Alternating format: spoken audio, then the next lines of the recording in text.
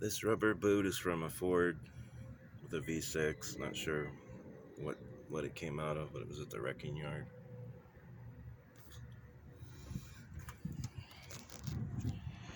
This is under the fender, so that I had to buy that little 3-inch exhaust pipe tubing. If everything goes right, it's gonna mount right there,